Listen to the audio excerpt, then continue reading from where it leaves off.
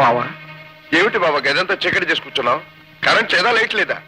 అంగట్లో అన్ని ఉన్నా అల్లుడి నోట్లో శనుంది. చిచి నా నోట్లో కదా బావా, అత్తగారు ఏదో మాట వరుస కందంతే. పోనీ లైట్ అయ్యవయ్యా. వద్దొద్దు, లైట్ అయ్యొద్దు. అమ్మా చీకటి గదిలో ఉండమని డాక్టర్ గారు చెప్పలేదట? ఏం బావా? ఆ డాక్టర్ కాదు బావా, ఇంకో doctor.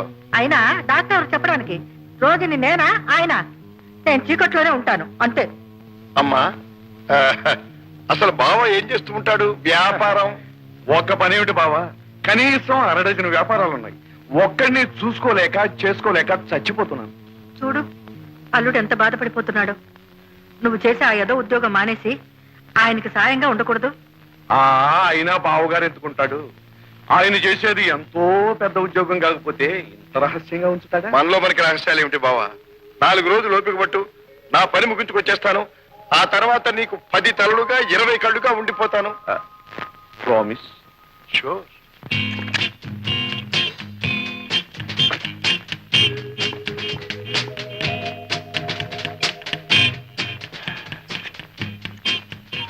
Hello. Yes. Good morning sir. Good morning. Happy news. Yes, మన గుర్రం మంచి రైడింగ్ ఫామ్ లో ఉంది సార్. Okay my boy. తప్పక ఈసారి డర్బీ కొడుతుంది సార్. వెల్, వచ్చే వారమే. Is it? అవును సార్, మంచి పొట్టు దొరికింది. గుడ్. నీకేం ప్రెజెంటేషన్ కావాలి? నాకు మంచి సిగరెట్ లైటర్ కావాలి సార్. నాకేదో పిచ్చి, అర్జెంట్ గా పంపండి sir. Wish you best of luck. ఏమయ్యో రంజిత్, నువ్వు ఆడమన్న నాటకం ఆడాను. ఆ అబ్బాయి ఎడంసే ఎరగొట్టమన్నా ఎరగొట్టాను. నాకు ఇయ్యాల్సిన సొమ్ము నేను వెళ్ళాలి. ఇస్తాను, కానీ నువ్వెక్కడికి వెళ్తావు? బలాడివే, నాకెంత వ్యాపారం ఉంది ఏంటి? సరే, నువ్వు వెళ్ళవలసిన తోటికి నేనే నిన్ను పంపిస్తాను.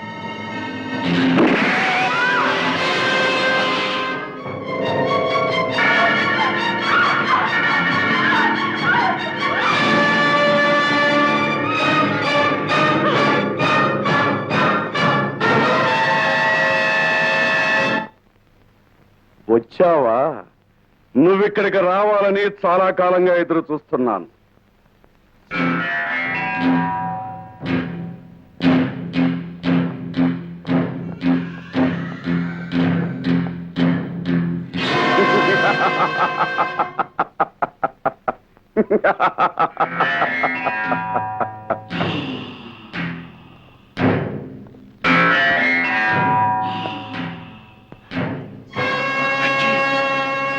నీ భావన్, ఈ సంగతి నీకిప్పుడే తెలుసు, కానీ నువ్వు సిబిఐ ఆఫీసర్ అని నాకెప్పుడో.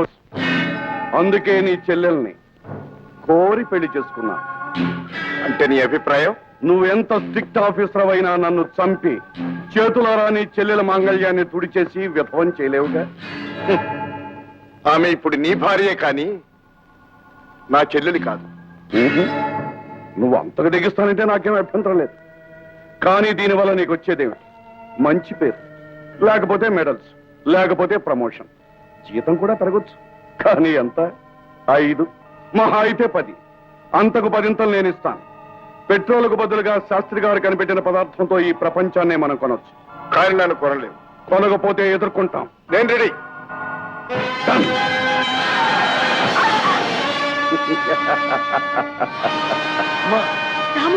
ఆ దుర్మార్గుడు మిమ్మల్ని కూడా ఇక్కడ బంధించాడా?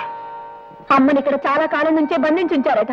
మరి మన ఇంట్లో ఉన్న అమ్మ నిన్ను వంచడానికి, ఎడమ చేయి వాడనని నీ చేత ప్రమాణం చేయించుకోవడానికి తయారు చేసిన ఒక నకిలీ అమ్మ. సావిత్రి! అవునన్నయ్య, ఇంకా ఆ ప్రమాణానికి ఏమాత్రం విలువ లేదు. నువ్వు దాన్ని పాటించక్కర్లేదు. నీ బావలాంటి కలియుగ రాక్షసుల్ని హతమార్చడానికి భగవంతుడు నీకిచ్చిన వజ్రాయుధో నీ ఎడమ చెయ్యి. విజృంభించనయ్యా, ఆ దుర్మార్గుల్ని నాశనం చెయ్యి.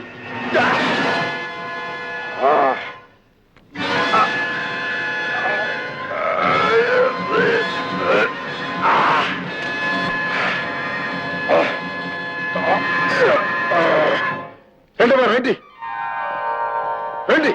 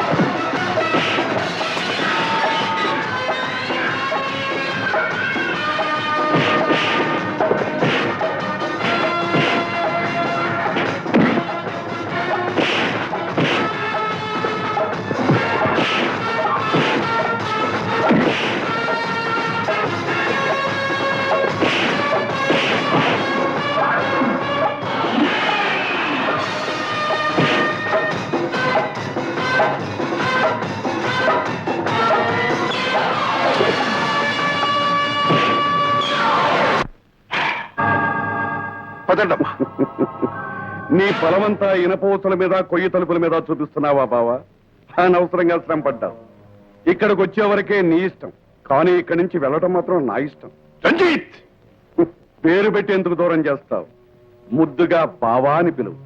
నిజానికి నీ చెల్లెలే కాదు, నీ అధికారానికి తాళి కట్టాను.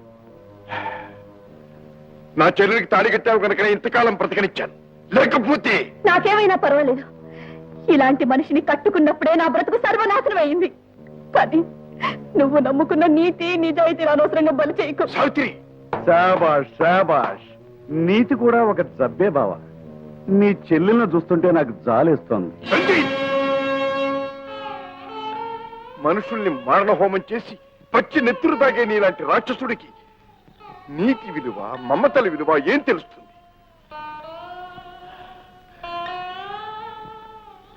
గుండెల్లో దాచుకుని నా బంగారు తల్లిని అల్లారు ముద్దుగా పెంచుకున్నా.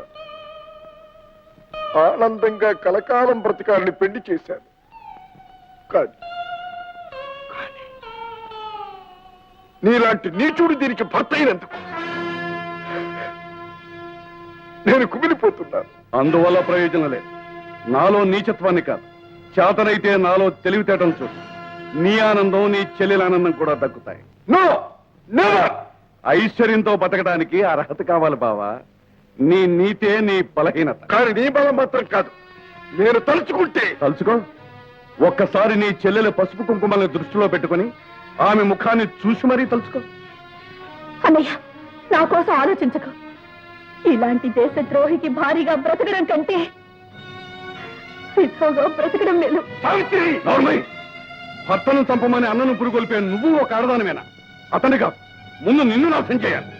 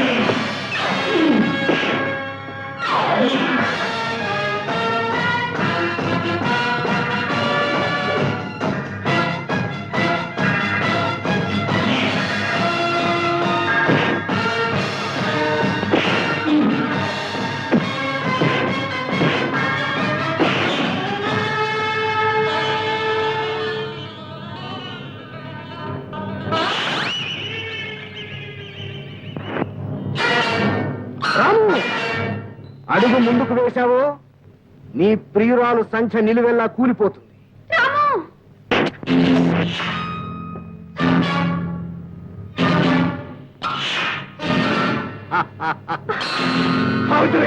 ఆ సావిత్రి యమధర్మరాజును ఎదిరించి భర్తను బ్రతికించుకుంది.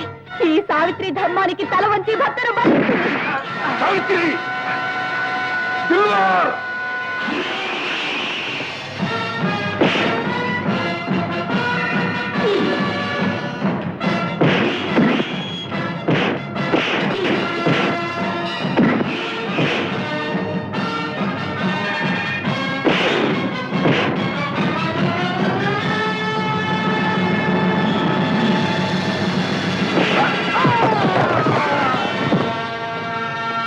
రాము, తాతగారిని గ్యాస్ ఛాంబర్ లో బంధించారు. ముందు ఆయన విడిపించాలి. పద.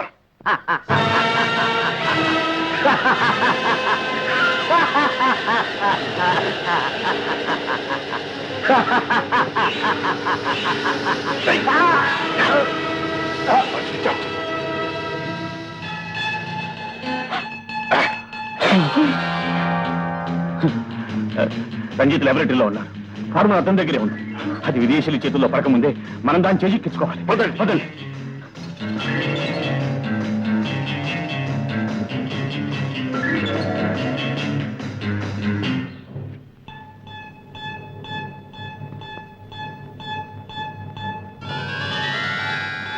లాభం లేదు.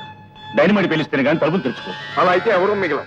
మిగలక్కర్లేని వాడిని నేనున్నా. తాతయ్య, మీరు ప్రపంచానికి అవసరమైన మనిషి.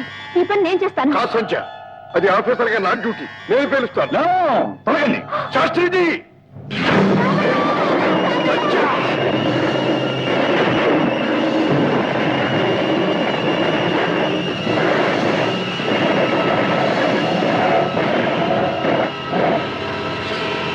ఇంత ఘోరమైన ప్రమాదంలో రంజిత్ బ్రతకడం హైలీ ఇంపాసిబుల్. అయితే తన చెమ్మైన కనిపించాలిగా. తాతగారు ల్యాబ్ లో ఉంటాడని అనుకున్నారు, కానీ అతను అంతకు ముందే పారిపోయి ఉంటాడు.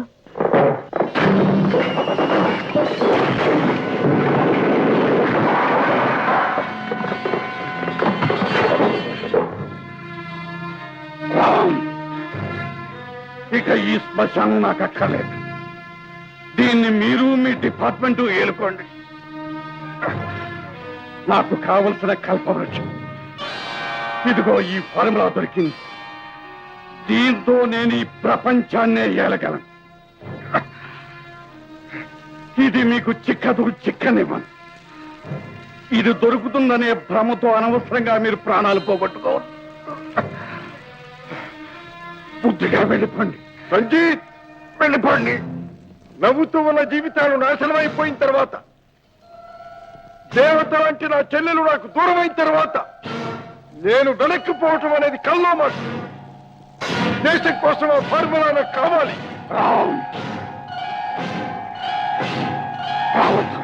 I want that formula. No, దేశ సౌభాగ్యానికి ఆ ఫార్ములా నాకు ఇచ్చి తీరాలి. You must. రావద్దు. I want it. I want you. You must. Don't move. You must.